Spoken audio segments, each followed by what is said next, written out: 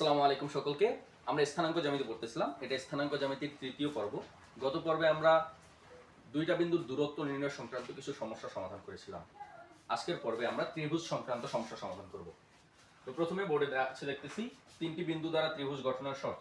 বলা আছে ত্রিভুজের যে কোনো দুইটা বাহুর সমষ্টি অপর বাহু থেকে বড় হবে। অর্থাৎ ত্রিভুজ কয়টা বাহু দিয়ে গঠিত হয়? তিনটা বাহু দিয়ে। এই তিনটা বাহুর যে কোনো দুইটা বাহুর দৈর্ঘ্য যদি আমরা যোগ করি তাহলে তৃতীয় বাহুটা থেকে অবশ্যই বড় হবে। আমরা একটু ম্যাথমেটিক্যালি দেখি।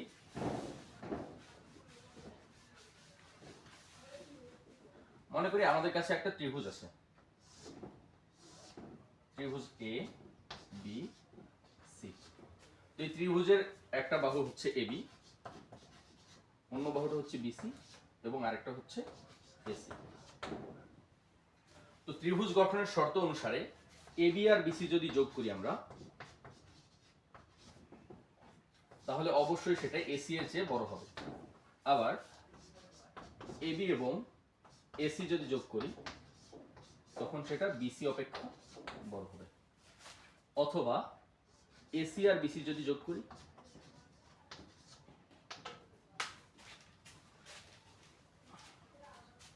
তখন সেটা এবি এর থেকে বড় হবে।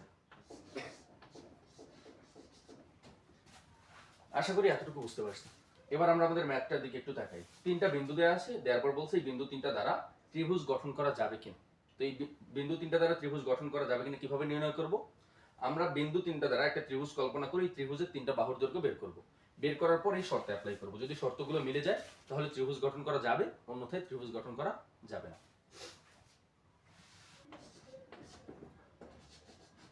বিন্দুগুলোর নাম আমরা ধরে নিই। ধরি এ হচ্ছে 2, বি হচ্ছে -4, এবং সি বিন্দুটা হচ্ছে 3, 3। আমরা জানি দুইটি বিন্দুর মধ্যবর্তী দূরত্ব নির্ণয়ের সূত্র হচ্ছে বিন্দু দুইটার কোটির অন্তর এর বর্গ এবং ভুজের অন্তরের বর্গের সমষ্টির বর্গমূল। অর্থাৎ এখানে এবি দৈর্ঘ্য হবে √4 4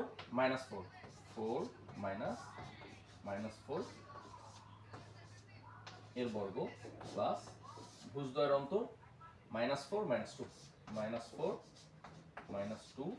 এর বর্গ।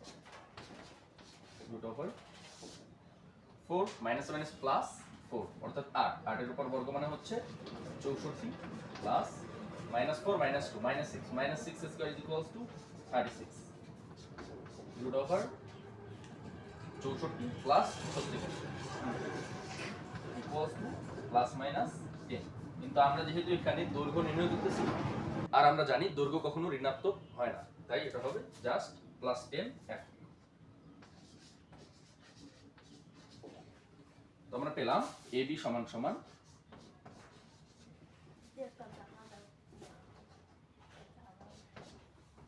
10 একক।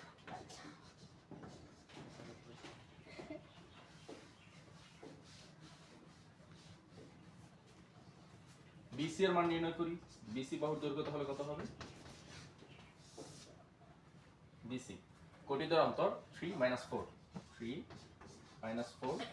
হোল স্কয়ার প্লাস 3 -4 3 -4 তার whole square is equals to √3 -4 মানে হচ্ছে -1 -1 কে বর্গ করলে জাস্ট 1 পাওয়া যায় এবং 3 -4 মানে হচ্ছে 7 কে বর্গ করলে 49 পাওয়া যায়।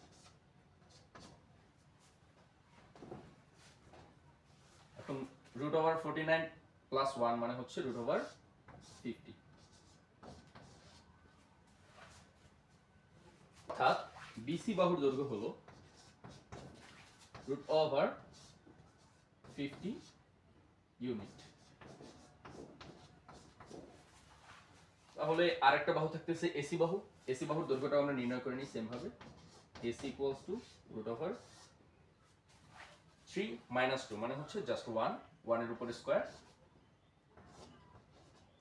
প্লাস 3 -4 মানে হচ্ছে 7 এর উপরে স্কয়ার ইজ ইকুয়ালস টু √50। সুতরাং এসি বাহুর দৈর্ঘ্য হচ্ছে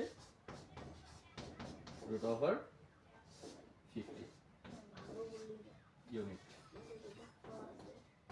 আমরা তিনটা বাহুর দৈর্ঘ্য পেয়ে গেলাম। এবার আমরা ত্রিভুজের শর্তটা এই তিনটা বাহুর উপর অ্যাপ্লাই করব। আমরা শর্তের মধ্যে দেখেছিলাম যে কোনো দুইটা বাহুর যোগফল হবে 3 নাম্বার বাহুর চেয়ে বড়। তো এখন আমরা একটু যোগ করে দেখি। √50 মানে আসলে দশমিকের মানটা কত আমরা আগে বের করে নিই। √50 7.07 7.07। আমরা যদি এসি প্লাস বিসি বাহুর মান নির্ণয় করি, এসি প্লাস বিসি, তাহলে সেই মানটা আসতেছে 7.07 প্লাস 7.07 14.14 যা 10 একক থেকে বড়। তাই আমরা বলতে পারি এই তিনটা বিন্দু দ্বারা ত্রিভুজ গঠন করা সম্ভব। তিনটি বাহু দ্বারা বিভিন্ন আকৃতির ত্রিভুজ গঠন করা সম্ভব, যেমন সমকোণী ত্রিভুজ, সমদ্বিবাহু ত্রিভুজ, সমবাহু ত্রিভুজ অথবা বিষমবাহু ত্রিভুজ। আমরা এবার তিনটি বাহু দ্বারা ত্রিভুজ গঠনের বিভিন্ন শর্তগুলো দেখব। বিভিন্ন ধরনের ত্রিভুজ, যার মধ্যে প্রথমটা হচ্ছে ধরলাম সমবাহু ত্রিভুজ।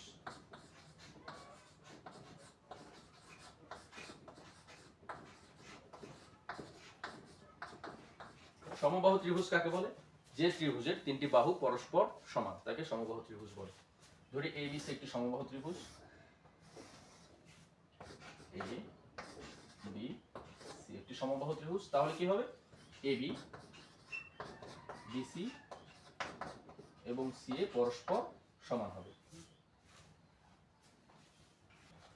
2 নম্বরে সমদ্বিবাহু ত্রিভুজ।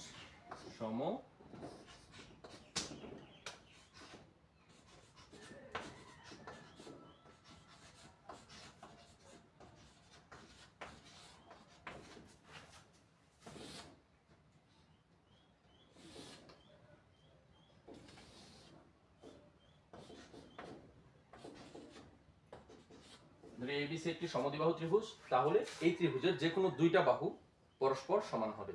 তাহলে সমদ্বিবাহু ত্রিভুজ কাকে বলে? যে ত্রিভুজের দুইটি বাহু পরস্পর সমান তাকে সমদ্বিবাহু ত্রিভুজ বলে। সুতরাং এবি এবং এসি পরস্পর সমান হবে, কিন্তু বিসি এগুলোর সমান হবে না।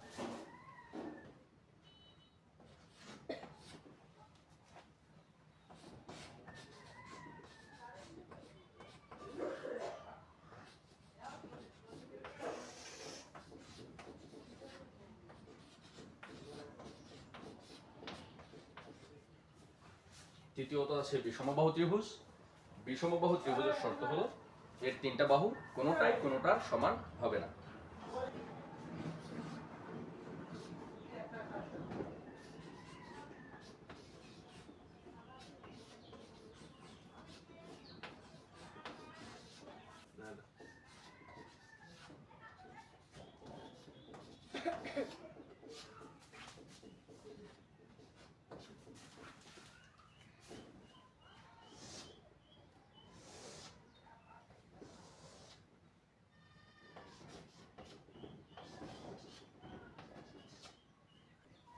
এবারে আমরা জানবো সমকোণী ত্রিভুজ সম্পর্কে। সমকোণী ত্রিভুজ কাকে বলে? যে ত্রিভুজের একটি কোণ সমকোণ তথা 90 ডিগ্রি তাকে সমকোণী ত্রিভুজ বলা হয়। তো আমরা কিভাবে বুঝবো একটা ত্রিভুজ সমকোণী ত্রিভুজ কিনা? এর জন্য আমাদের জানতে হবে পিথাগোরাসের উপপাদ্য সম্পর্কে। পিথাগোরাসের উপপাদ্যে আমরা কি লিখছিলাম? অতিভুজের বর্গ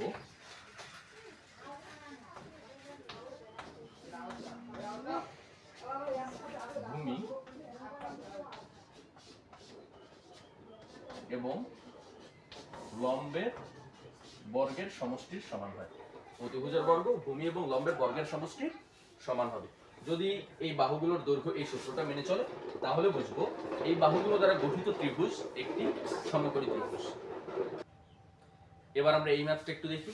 এখানে তিনটা শীর্ষবিন্দু দেওয়া আছে, দেওয়ার পর বলছে তিনটা বিন্দু দ্বারা একটা ত্রিভুজ গঠিত হয়। সেই ত্রিভুজটা একটা সমদ্বিবাহু ত্রিভুজ, এটা আমাদেরকে দেখাতে হবে। তো সমদ্বিবাহু ত্রিভুজ কিভাবে প্রমাণ করব? আমরা সমদ্বিবাহু ত্রিভুজ গঠনের শর্তগুলো দেখলাম কিছুক্ষণ আগেই। তো সেই শর্তের মধ্যে আমরা দেখছিলাম যদি কোনো ত্রিভুজের দুইটা বাহু পরস্পর সমান হয় তখন সেই ত্রিভুজটাকে সমদ্বিবাহু ত্রিভুজ বলা হবে। এখন আমরা এই তিনটা বিন্দু দ্বারা তিনটা বাহুর দৈর্ঘ্য নির্ণয় করব। দৈর্ঘ্য নির্ণয় করে যদি দেখতে পাই যে দুইটা বাহুর দৈর্ঘ্য পরস্পর সমান হচ্ছে, তখন আমরা বলতে পারবো এই ত্রিভুজটি একটি সমদ্বিবাহু ত্রিভুজ। তো আমরা একটু নির্ণয় করে দেখি। প্রথমেই ধরে নিই বিন্দুগুলো, ধরি এ হচ্ছে 2, -4, বি বিন্দুটি হচ্ছে -4, 4 এবং সি বিন্দুটি হচ্ছে 3, 3।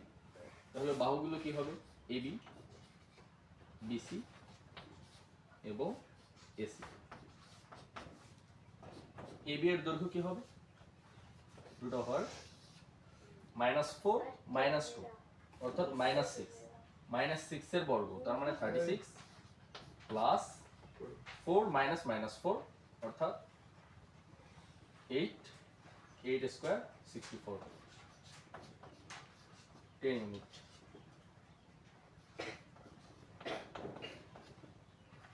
বিসি বাহুর দৈর্ঘ্য কি হবে?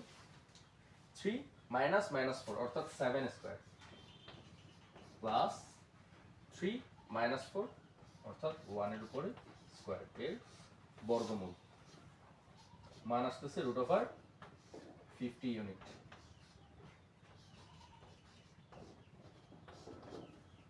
আবার এসি এর মান কি?